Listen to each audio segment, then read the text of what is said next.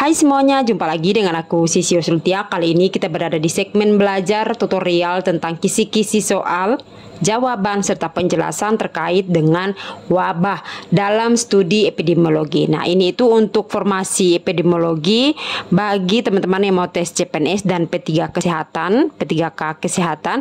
Seperti apa? Disimak ya.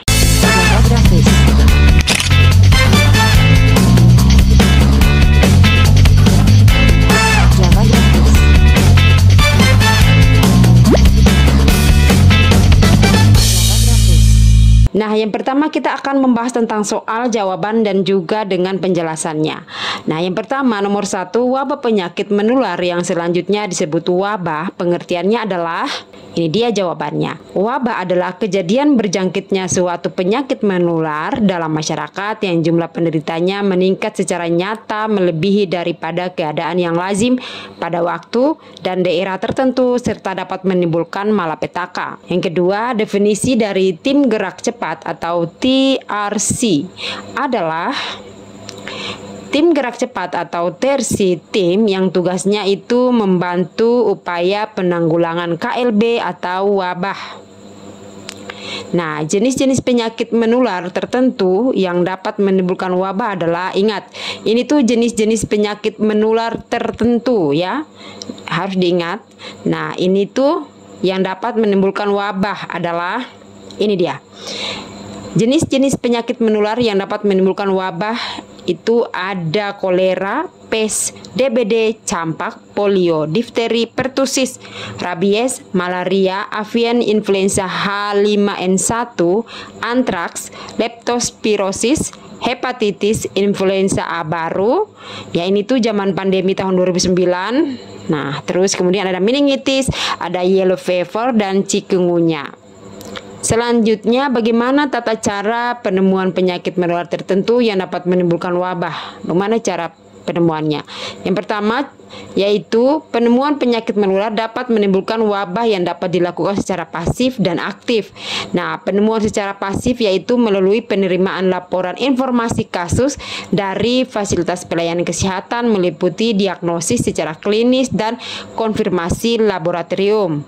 Nah, kalau penemuan secara aktif itu melalui kunjungan lapangan. Jadi kita petugas kesehatan yang langsung ke lapangan untuk melakukan penegakan diagnosis secara epidemiologi berdasarkan gambaran dan juga dapat dilakukan pemeriksaan penunjang lainnya.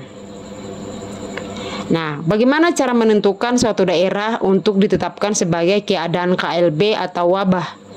Nah, ini dia, cukup banyak.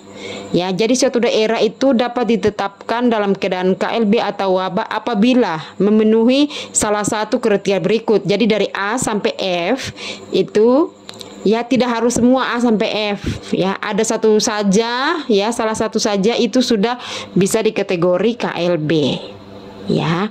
Yang pertama itu peningkatan kejadian kesakitan terus-menerus selama 3 kurun waktu dalam jam, hari atau minggu berturut-turut menurut jenis penyakitnya.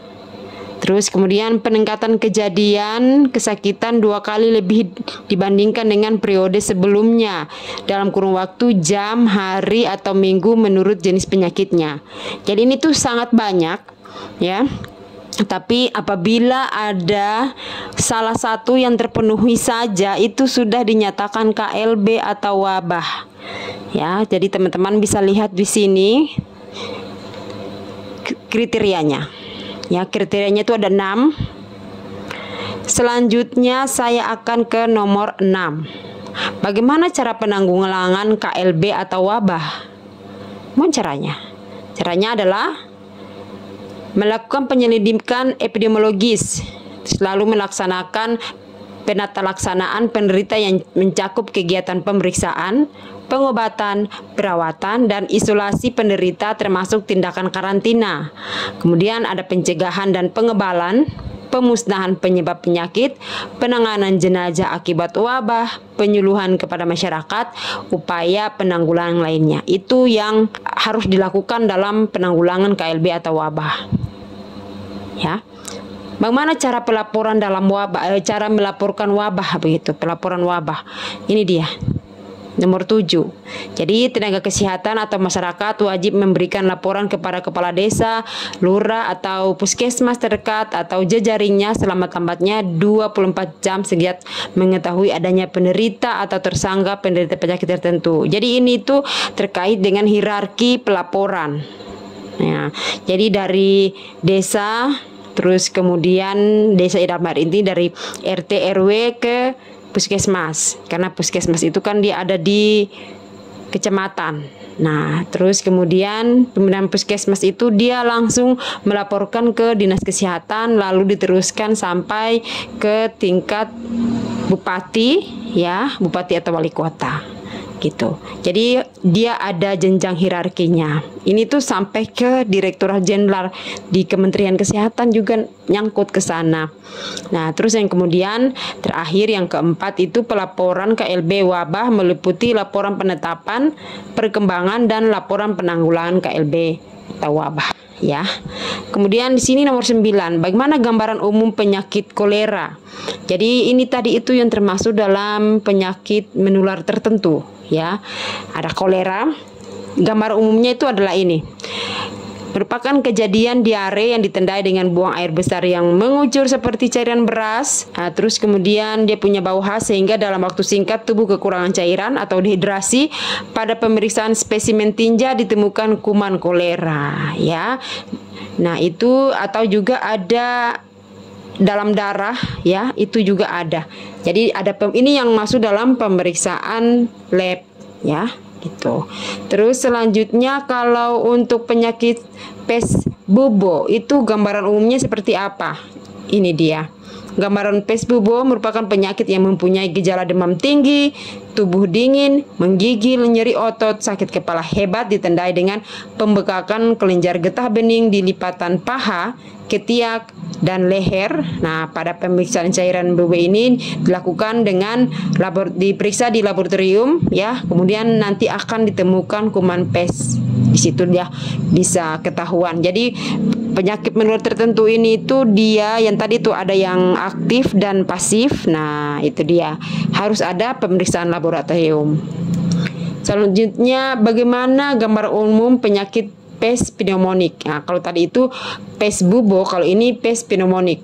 Nah, ini dia penyakit yang mempunyai gejala batuk secara tiba-tiba dan keluar dahak, sakit di dada, sesak nafas, demam, muntah darah. Pada pemeriksaan sputum, ya, atau usap tenggorokan, tenggorok, ya, ditemukan kuman pes dan apabila diperlukan dilakukan pemeriksaan darah untuk menemukan zat antinya. Jadi ini harus ada pemeriksaan lab juga, ya, biar bisa mengetahui penyebab utamanya dan juga dapat menemukan zat antinya gitu. Jadi untuk pengobatannya juga lebih jelas. Selanjutnya kalau DBD, gambar umumnya pasti kalian sudah pada tahu, ya.